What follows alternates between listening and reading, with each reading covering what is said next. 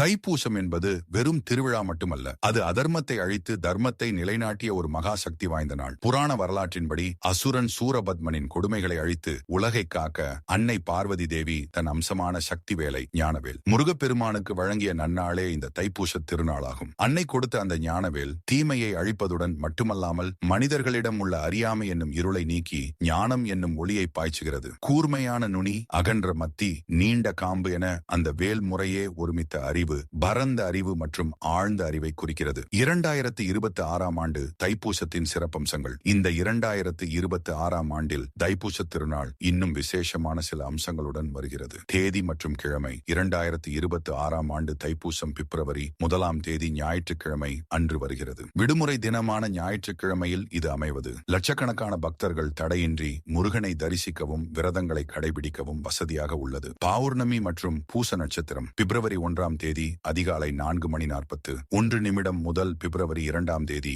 அதிகாலை வரை பௌர்ணமி திதி உள்ளது. பூச நட்சத்திரமும் அன்றைய தினம் முழுவதும் நீடிப்பதால் இந்நாள் முழுவதும் வழிபாட்டிற்கு உகந்த மிகச் சிறந்த நேரமாகும். சிறப்பு வழிபாடு. 2026 ஆண்டு தைப்பூசத்தன்று திருவண்ணாமலையில் கிரிவலம் செல்வது மற்றும் முருகனின் அறுபடை வீடுகளில் காவடி எடுத்து நேர்த்திக் கடன் செலுத்துவது மிகுந்த பலன்களை தரும் என்று நம்பப்படுகிறது. ஆன்மீக பலன். இந்நாளில் விரதமிருந்து முருகனை வழிபட்டால் தீராத பகைகள் நீங்கும், குடும்பத்தில் ஒற்றுமை பிறக்கும் மற்றும் எடுத்த காரியங்களில் வெற்றி கிடைக்கும் என்பது பக்தர்களின் அசைக்க முடியாத நம்பிக்கை. வேலுண்டு வினையில்லை, மயில் உண்டு பயமில்லை என்பதற்கு ஏற்ப இந்த தைப்பூச திருநாளில் முருகப்பெருமானின் ஞானவேலை வணங்கி வாழ்வில் எல்லா நலன்களையும் பெறுவோம்.